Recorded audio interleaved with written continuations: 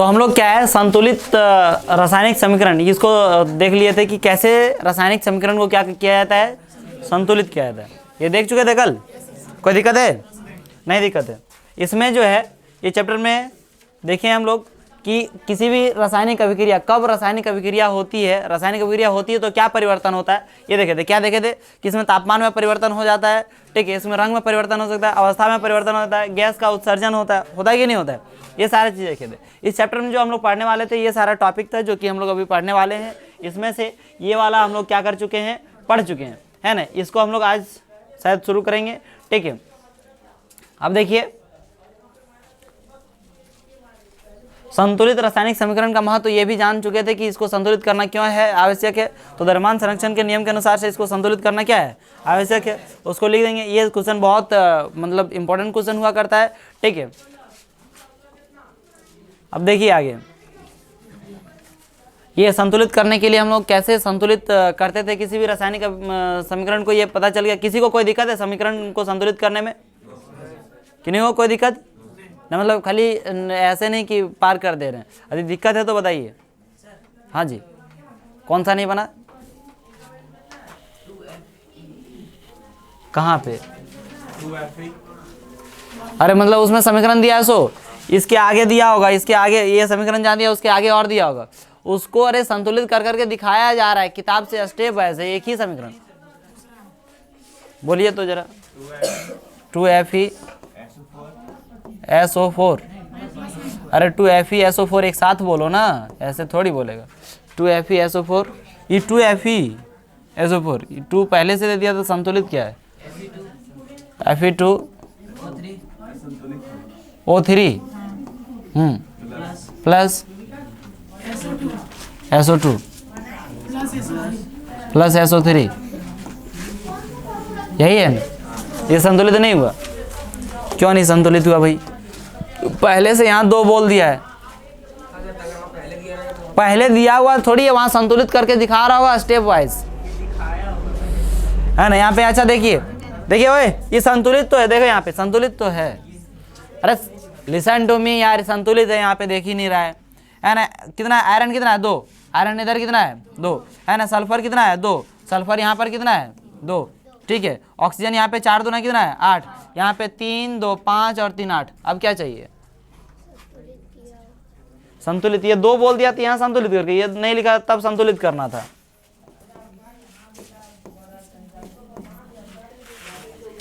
समझ लिया बात को, बताइए।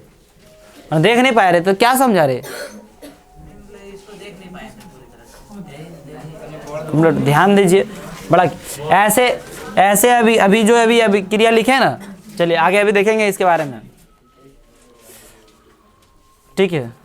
और यहाँ पे थोड़ा सा, यहाँ पे जब मैं बोला था कि इसमें एक्वस है, ठीक है, एक क्यों लिखना है, तो यहाँ पर फिर जी क्यों लिखें, जी लिखें, इसका कारण मैं कल नहीं बताया था, है ना। क्योंकि ये भाप के रूप में है, किसके रूप में है, भाप के रूप में। देखिए यहाँ पे लिखा हुआ है H2O के साथ जी चीन का उपयोग किया गया है। यह दर्शाता है कि इस अभिक्रिया में जल का उपयोग भाप के रूप में किया गया है। किसके रूप में किया गया है, भाप। ये भाप जो होता है किस अनुसार होता है, गैसीय रूप में होता है ना, तो गैस, है ना। और जो क्लास थे अपसेंट, फर्स्ट क्लास से मैं बोला था कि क्लास जो अपसेंट थे वो लोग देख लेंगे, अभी तो हो गया होगा अपलोड, अभी साइंस का हो चुका होगा अपलोड, ठीक है।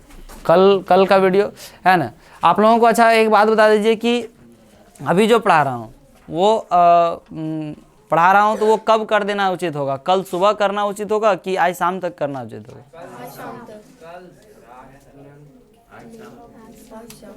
आज शाम तक, ऐसा। चलिए मैंने हो जाता है क्या, आज शाम तक करना चाहता हूँ तो उसमें दिक्कत आने लगती है, क्योंकि सब प्रोसेसिंग हमारे सब चीज़ करना पड़ता है इसी से, अभी नहीं तो बहुत काम हो जाता है। अच्छा ठीक है, मतलब यदि आज मैंने ऐसा है कि आज का क्लास आज शाम तक आपको मिल जाएगी, लेकिन यदि नहीं होता है तो सुबह तक तो निश्चित हर हालत में, या तो रात को ही मिलेगा तो लेट से मिल सकता है, समझे कि नहीं। तो मिल जाए, कोई दिक्कत। और जो भी स्टूडेंट्स जो क्लास करना चाहते हैं उनको बोले तो सीरियल वाइज आपको मिलेगा, ठीक है, सीरियल वाइज, ठीक। उनको एक्स्ट्रा क्लास का एक्स्ट्रा। तो ये चीज़ हमारा था। जो साइंस का क्लास कल नहीं किए थे वो देख सकते हैं, 100% समझ में आएगा, क्योंकि कुछ कटना ही नहीं है, सेम टू सेम ऐसे ही आपको डाला हुआ, ठीक है। उसके बाद देखिए ये हो गया था ना, यहाँ तक देखे थे, कोई दिक्कत नहीं है। जैसे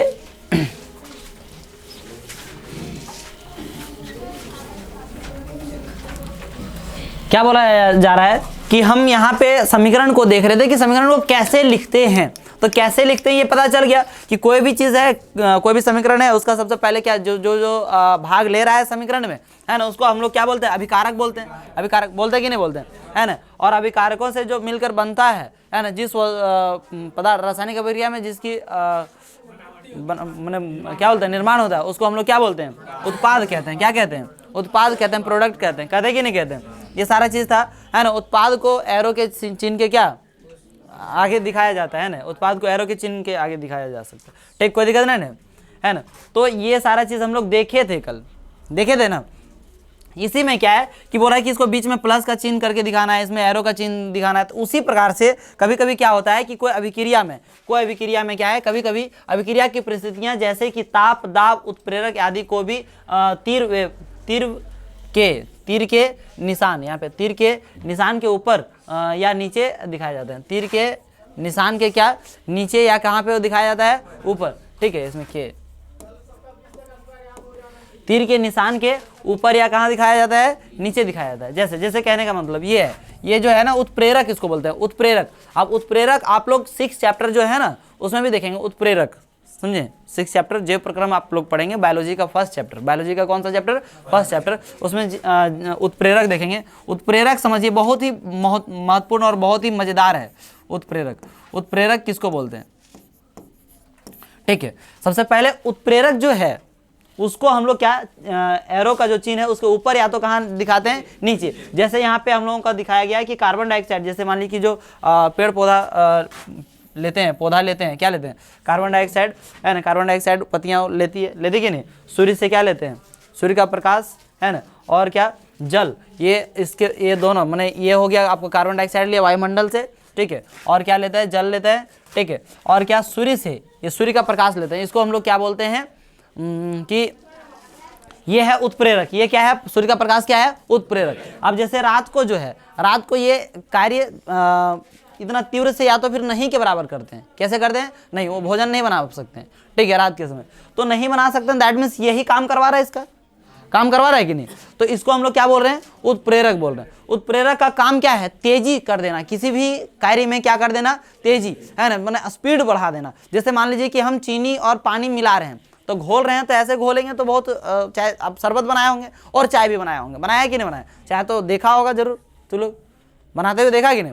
अब ऐसा है कि चाय में थोड़ा चीनी अलगे अलगे मिल रहा है कभी कभी, लेकिन शरबत में हो सकता है कि नहीं।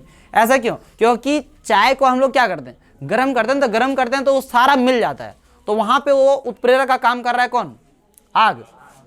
और इसमें जब शरबत बनाते हैं तो वैसे रह सकता है, तो उसका तेजी नहीं बढ़ाता है, मैंने अभिक्रिया में क्या नहीं करता है, तेजी नहीं करता है। तो इस प्रकार से इसमें अभिक्रिया में क्या करता है, तेजी करता है, कौन करता है, सूर्य का प्रकाश, है ना। जो पत्तियां में क्या उपस्थित रहते हैं, क्लोरोफिल, उसके माध्यम से ये होता है, तब बनता है जाके क्या, ग्लूकोज, है ना,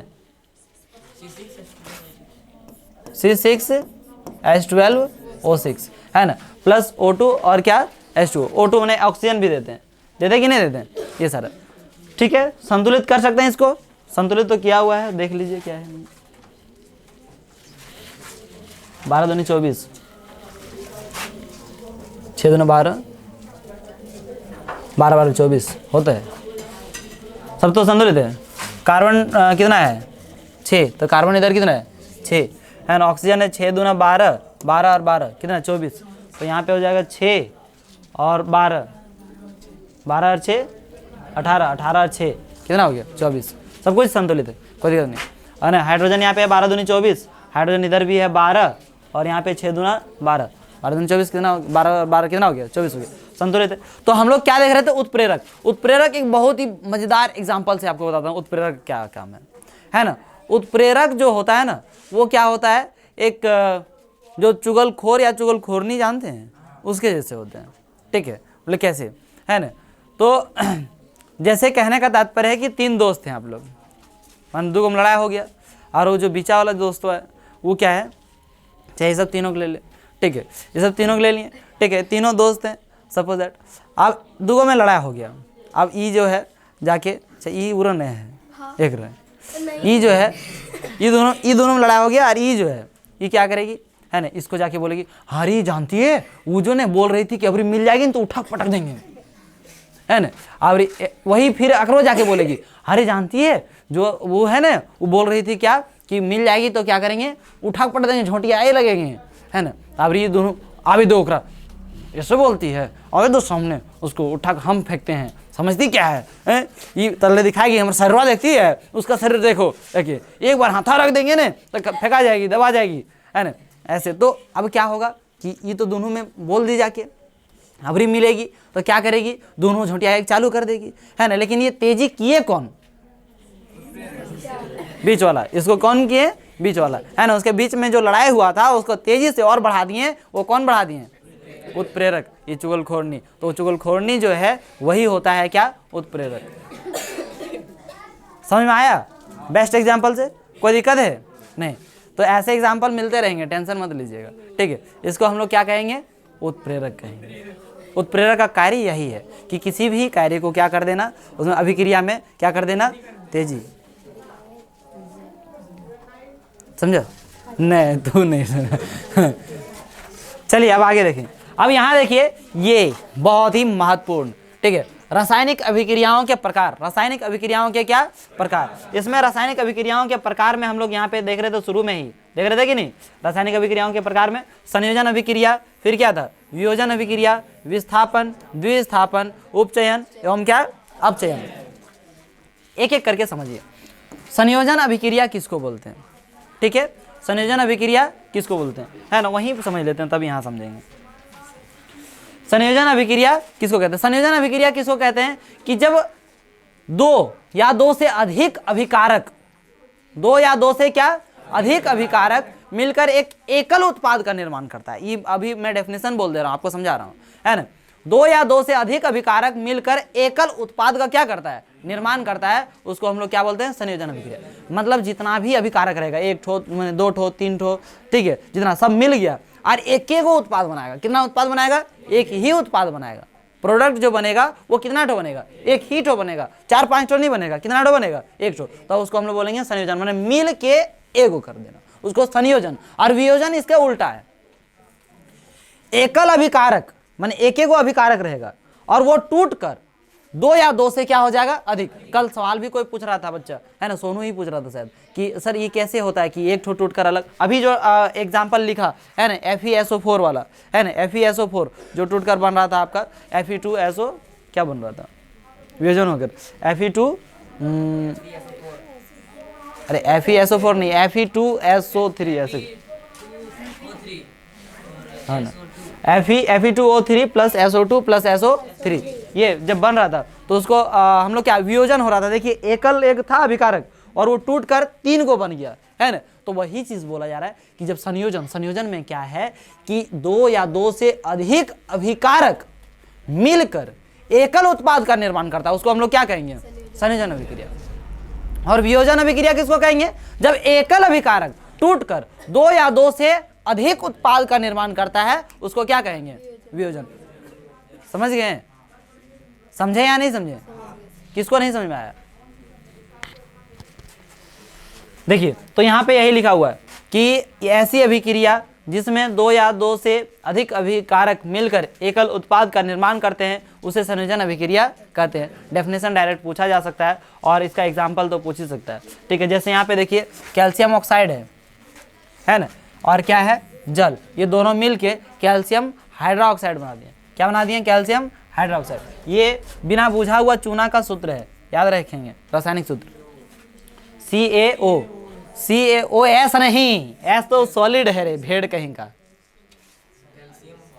CaO, है ना, बिना बुझा हुआ चूना का क्या है ना।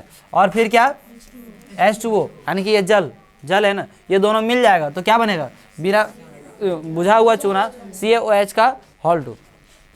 अब ये जैसे देखिए ये दोनों अभिक्रिया करेगा, अब जानते हैं संयोजन है तो दोनों मिलके एक हो जाएगा। तो क्या यहाँ पे देखिए ये है कैल्शियम और यहाँ पे इसके साथ जो यदि मिलेगा तो वो क्या मिलेगा, ऑक्सीजन।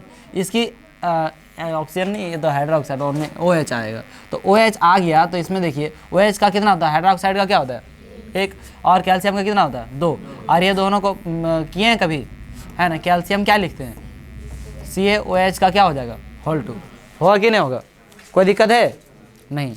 ये था कैल्शियम हाइड्रोक्साइड, ठीक। हाँ बिना बुझा हुआ चूना,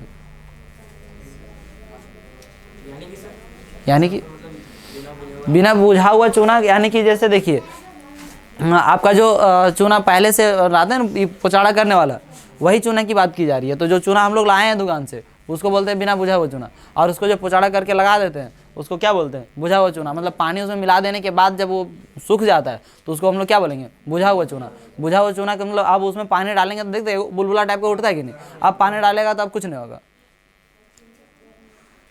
मतलब सूख जाने पेंट कर देने के बाद तो कुछ नहीं होता है उसमें, समझिए। उसी को हम लोग क्या बोलते हैं, बुझा हुआ चूना। हमने वो बुझ गया, पानी दे दिए तो क्या हो गया, बुझ गया, है ना। पानी नहीं दिए हैं तब तक क्या है ऐसे, कोई दिक्कत है, याद रहेगा, कन्फ्यूज नहीं होगा। कन्फ्यूज होने की बात नहीं, आप कन्फ्यूज होगा तभी इसका ट्रिक देखना, नहीं तो पहले जाके देखेगा देख लो। जब इसमें बिना बुझा हुआ है दैट मीन्स इसमें जल नहीं है, जल नहीं मैंने H नहीं होगा, समझे कि नहीं समझे, H नहीं है, इसमें क्या है H है, मैंने बिना बुझा मैंने बुझ गया मतलब अगर में जल आ गया, जल आ गया मैंने H आ गया, समझे नहीं, ऐसे याद रखिएगा, याद रखना दो। तो ये हम लोग क्या बोलते हैं, इसको कौन सा अभिक्रिया बोलते हैं, संयोजन अभिक्रिया। याद रखिएगा इस अभिक्रिया में जो है ना उष्मा भी उत्पन्न होती है, उष्मा उत्पन्न होती है, पानी मिलाते हैं तो उष्मा उत्पन्न होती है कि नहीं होती है।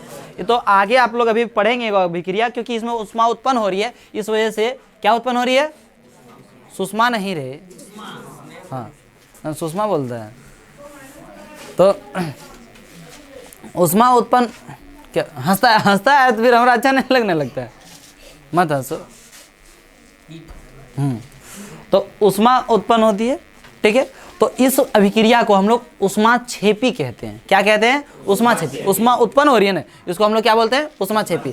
आगे अभी देखेंगे, ठीक है, इसको क्या कहेंगे, ऊष्माक्षेपी। तो इस अभिक्रिया से हम लोग 2 एग्जाम्पल से समझ सकते हैं, दो ठो समीकरण के लिए हम लोग समझ सकते हैं। कौन कौन, एक तो क्या हो गया संयोजन, और दूसरा हम लोग किसका जान सकते हैं, ऊष्माक्षेपी। यदि आप लोगों को पूछा जाए कि ऊष्माक्षेपी अभिक्रिया का एक उदाहरण दीजिए, आप दे सकते हैं इसको।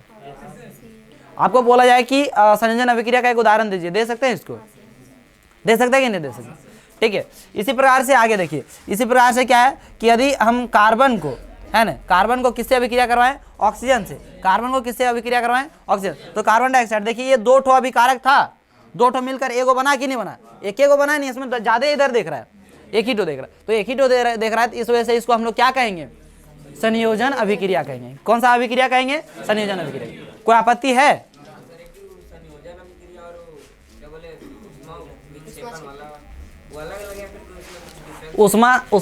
ऊष्माक्षेपी अलग है, आगे टॉपिक है उसका, मैं यहाँ पे बता दिया, समझा दिया आपको, ठीक है। कि देखिए ऊष्माक्षेपी अभिक्रिया उसको मैं समझाया, ठीक है। यहाँ पे बोल रहा हूँ कि जब 2 अभिकारक, अभी छोड़ दो ऊष्माक्षेपी ने मत समझो, आगे समझेंगे।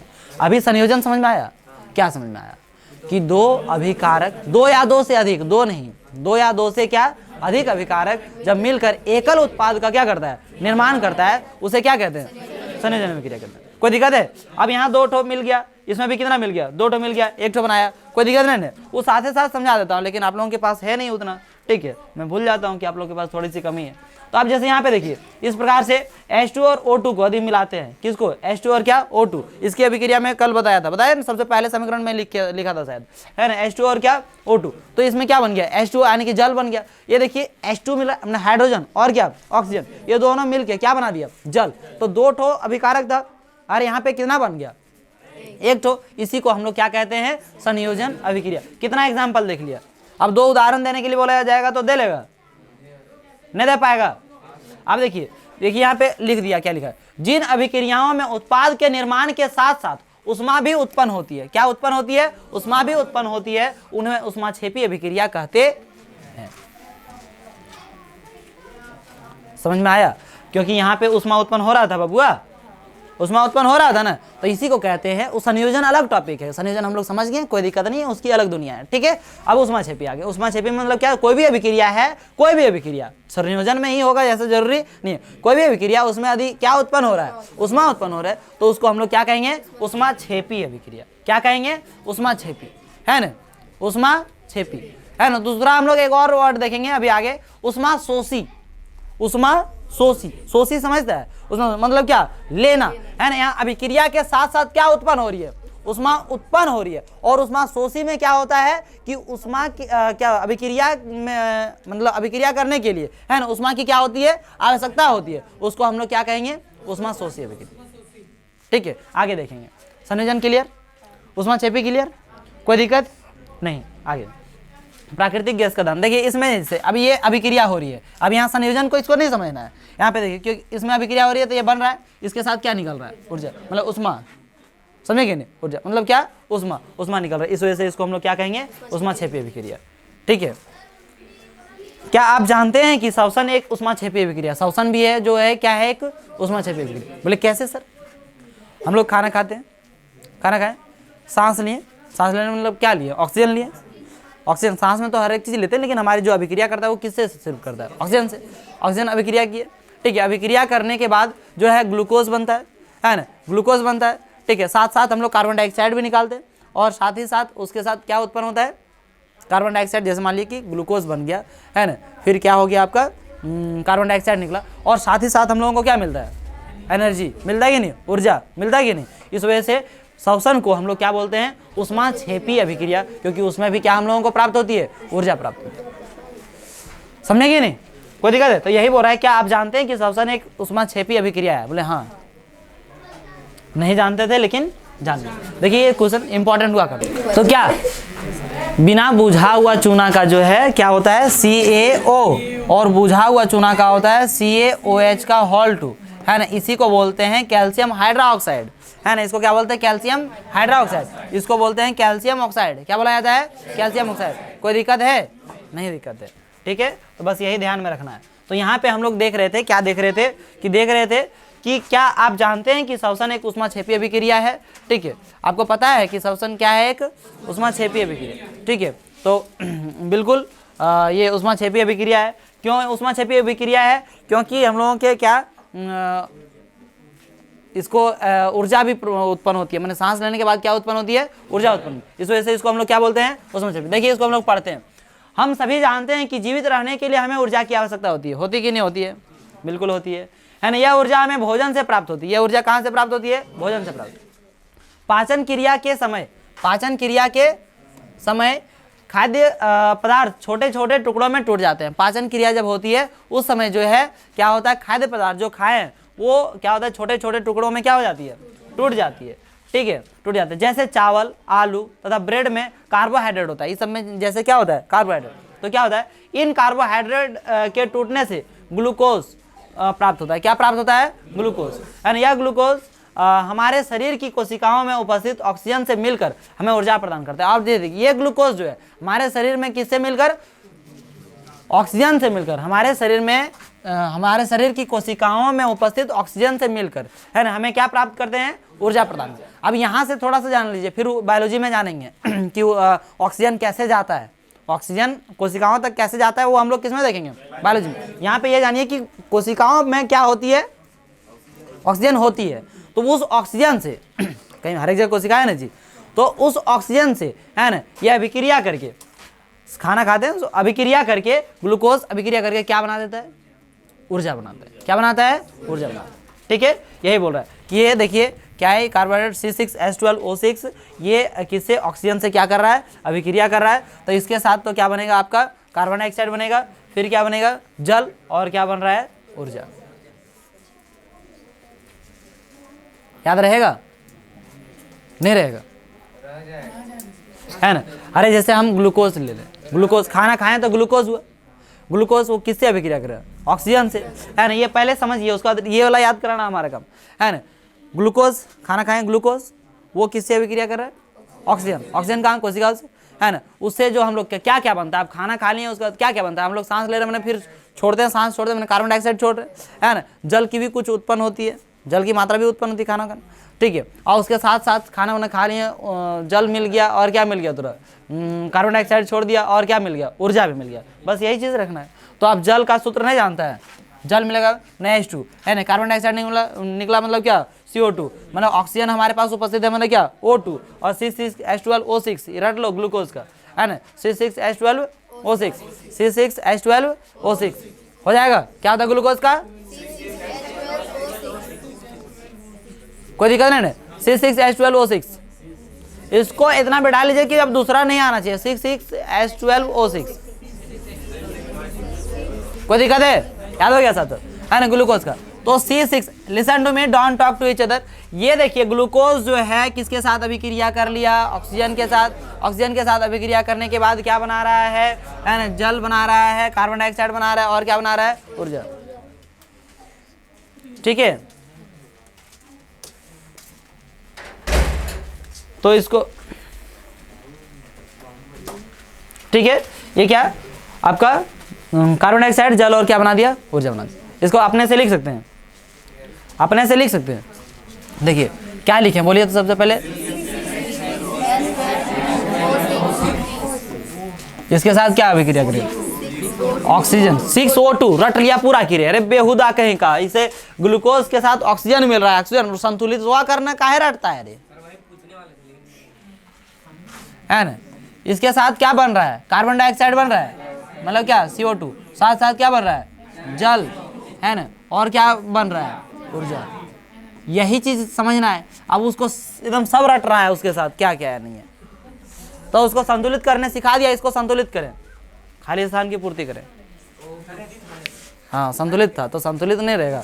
जब आप लोग को पहले समझा दिए भेड़ एवं गधों एवं गधियों कि देखिए कि कोई भी समीकरण लिखाएगा तो आप कैसे लिखाएगा, संतुलित करके लिखाएगा। आप समझ गया। जैसे शादी ब्याह हो जाएगा तो नहीं लेके जाएगा तो कुर्धा जाएगी, समझे कि नहीं। सिर अगर शादी ब्याह हो गया, समझे ना, आप संतुलित नहीं करेगा ना इसको, है ना, तो कुर्धा जाएगी। हाँ 100% सही होता है।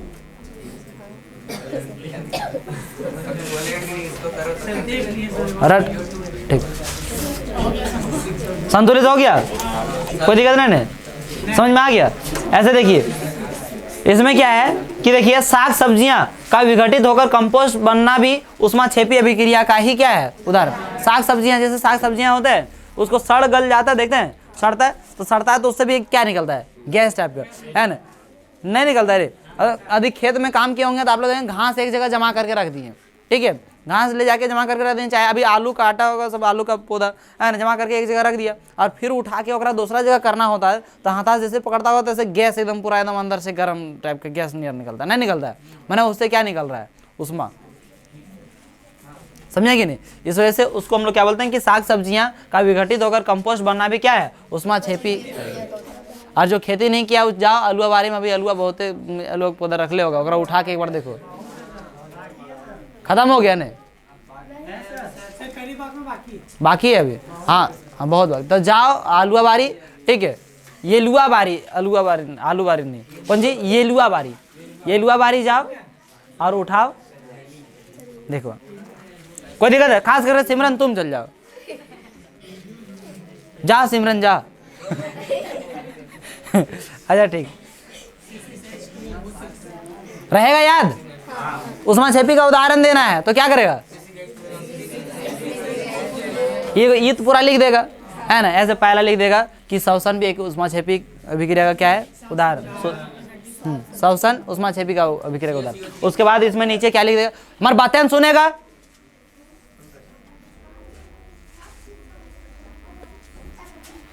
लेकिन श्वसन एक ऊष्माक्षेपी अभिक्रिया है, अपने आप के विद्वान समझता है, ठीक है, बहुत बढ़िया है, बहुत अच्छा, नमस्कार है आपके विद्वान के, ठीक है, कोई दिक्कत नहीं है। बट हमरो तो नहीं कुछ वैल्यू दो, वैल्यू नहीं देगा तो वैल्यू,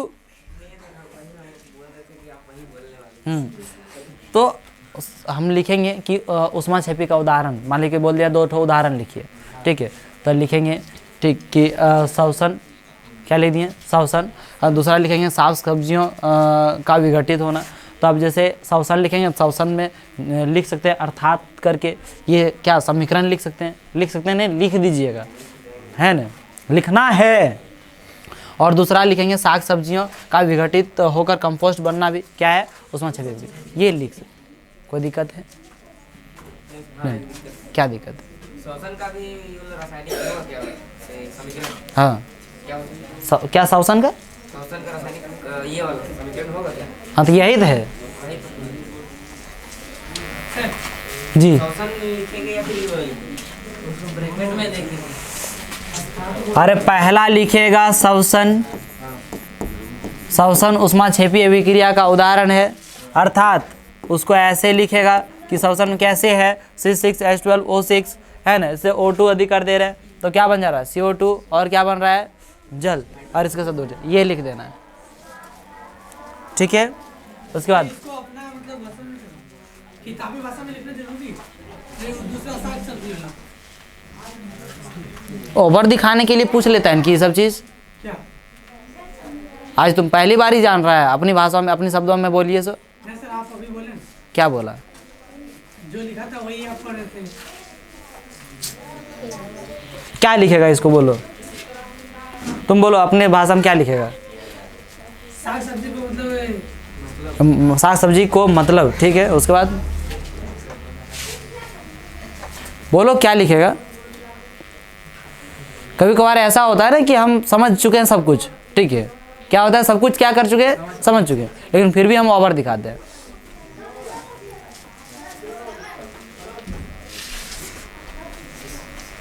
और स्टूडेंट सोचता है कि हम क्वेश्चन पूछ के हम बहुत बड़ा बेहतरीन काम कर रहे हैं, डिस्टर्ब करता है, उससे अलावा और कुछ नहीं करता है। जब समझ गया तो उसमें कहीं पूछ रहा है, अपने शब्दों में लिख सकता है। जे लिख दियो कि साग सब्जी हमने घर में जे खाए है सेटा सेड़ गेलो तो ओकरो से कौन चीज निकले, ऊर्जा निकले।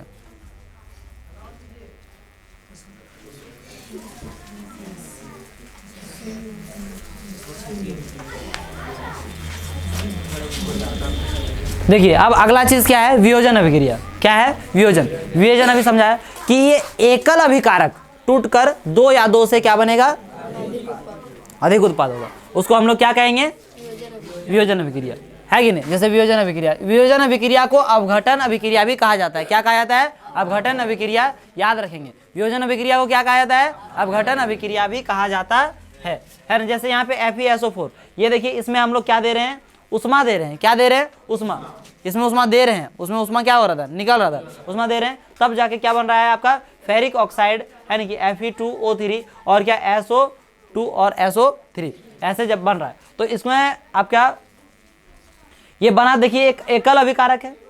क्या है ये, एकल अभिकारक, एक टूट कर कितना बन रहा है, दो या दो से क्या बन रहा है, अधिक। इसको हम लोग कौन सा अभिक्रिया कहते हैं, वियोजन अभिक्रिया। वियोजन या तो क्या, अपघटन, ठीक है। तो यहाँ पे इस अभिक्रिया में एकल अभिकर्मक टूटकर छोटे छोटे उत्पाद प्रदान करता है, यह एक वियोजन अभिक्रिया है। गर्म करने पर फेरस सल्फेट, यहाँ पे गर्म किए तो फेरस सल्फेट, है ना, फेरस सल्फेट का क्रिस्टल जल त्याग देता है और क्रिस्टल का रंग क्या हो जाता है, बदल जाता है। इसका रंग माने कि इसका जो रंग है वो क्या हो जाता है, बदल जाता है, ठीक है। अब देखिए कि इसको हम लोग वियोजन अभिक्रिया कहेंगे। इसमें सवाल पूछा जाता है कि संयोजन अभिक्रिया को वियोजन अभिक्रिया के विपरीत क्यों कहा जाता है, संयोजन अभिक्रिया को वियोजन अभिक्रिया के विपरीत क्यों कहा जाता है। इसका जवाब है आप लोगों के पास,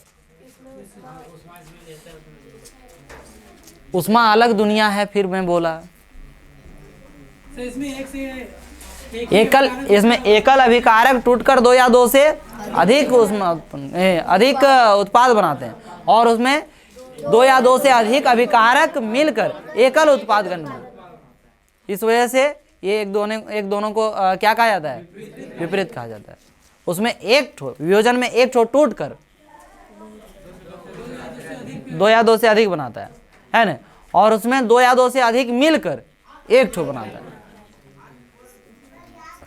एक ठो बनाता देना, एक ठो नहीं लिखेगा, एक उत्पाद का निर्माण करता है, एकल उत्पाद का निर्माण करता है ना। एक या एक से अधिक माने क्या, एक या एक से अधिक अभिकारक, समझा कि नहीं समझे, वो मिल तो याद रहेगा। ऐसे इंपॉर्टेंट क्वेश्चन है, इंपॉर्टेंट क्वेश्चन है, साथ ही साथ मैं बताते जा रहा हूँ, ठीक है। संयोजन, जैसे क्वेश्चन ये इसमें क्या है, संयोजन अभिक्रिया को वियोजन अभिक्रिया के विपरीत क्यों कहा जाता है, ठीक है, इसमें हो गया। दूसरा सवाल है आपका, श्वसन को उष्माक्षेपी अभिक्रिया क्यों कहते हैं, है ना। उससे पहले हम लोग कल पढ़े थे कि मैग्नीशियम रिबन को क्या किया जाता है, साफ किया जाता है, साफ किया जाता है कि नहीं। तो वह है कि वायु में जलाने से पहले मैग्नीशियम रिबन को साफ क्यों किया जाता है, ताकि क्यों साफ किया जाता है? ताकि वो क्या आ जाए, अच्छे से क्या हो, हाँ जल सके, है ना। साफ कर देंगे तो अच्छे से क्या कर सके, अभिक्रिया कर सके, है ना, इस वजह से। तो ये हो गया। उसके बाद देखिए, है ना, यहाँ पे क्या बोल रहा है, उष्मा देने पर कैल्शियम, है ना, उष्मा देने पर क्या, कैल्शियम कार्बोनेट का कैल्शियम ऑक्साइड, कैल्शियम कार्बोनेट का क्या, कैल्शियम ऑक्साइड तथा कार्बन डाइऑक्साइड में वियोजित होना, है ना, ये क्या है, कैल्शियम कार्बोनेट। ये क्या है, कैल्शियम कार्बोनेट, पता है कैल्शियम का संयुक्ता कितना होता है, 2, और कार्बोनेट का संयुक्ता कितना होता है, कार्बोनेट का संयुक्ता CO3 2 माइनस है ना जी, तो 2 है ना संयुक्ता, तो 3 कौन खुशी में बोल रहा है, कार्बोनेट का संयुक्ता 3 कौन खुशी में बोल रहा है, ये 2 से 2 क्या हो जाएगा, कट जाएगा, क्या हो जाएगा, CaCO3।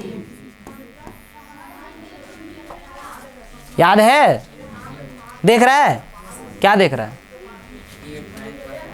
सब चीज 9th क्लास में नहीं पढ़ेगा। इधर गोल है, गोल है नहीं है, है ना। यहाँ पे लिख देगा कि कैल्शियम कार्बोनेट का कैल्शियम ऑक्साइड तथा कार्बन डाइऑक्साइड, कैल्शियम कार्बोनेट जो है वो टूट गया किसमें, कैल्शियम ऑक्साइड में, और किसमें, कार्बन डाइऑक्साइड में। तो कैल्शियम ऑक्साइड यदि आएगा तो बना सकता है, यदि वो आएगा बनाने तो इससे बना सकते हैं। यहाँ पे ये रटने की जरूरत नहीं होती यार, बच्चा सब यही रटेगा। जब कैल्शियम कार्बोनेट टूटकर कैल्शियम ऑक्साइड बन रहा है और कार्बन डाइऑक्साइड बन रहा है, तो इसको रटने की क्या जरूरत है। कैल्शियम कार्बोनेट लिखो CaCO3, इससे टूटकर क्या बन रहा है ये, है ना, कैल्शियम ऑक्साइड, कैल्शियम ऑक्साइड। इसको हम लोग कुछ बोल रहे थे, बिना बुझा हुआ चूना, है ना। कैल्शियम ऑक्साइड को क्या बोल रहे थे, बिना बुझा हुआ चूना। रासायनिक सूत्र ऐसे याद रहेगा, साथ ही साथ, और साथ ही साथ क्या बन रहा है इसमें, कार्बन डाइऑक्साइड। इसको संतुलित कर लीजिए प्यार मोहब्बत से, है ना। इधर कार्बन 1 है, इधर भी कार्बन 1 है, इधर ऑक्सीजन 3 है, इधर भी ऑक्सीजन 3 है, कैल्शियम इधर 1 है, कैल्शियम इधर, संतुलित है यार।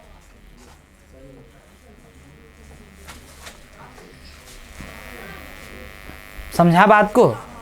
तो इससे माने ये रटने की जरूरत होती है कि ये अपने आप हो जाएगा, ठीक है। तो कैल्शियम कार्बोनेट, इसको हम लोग कौन सा अभिक्रिया कहेंगे, वियोजन अभिक्रिया। कौन सा अभिक्रिया, वियोजन। इसको वियोजन अभिक्रिया कहेंगे। और वियोजन है लेकिन इसमें उष्मा भी लग रहा है, इस वजह से इसको उष्मा शोषी भी कह देंगे।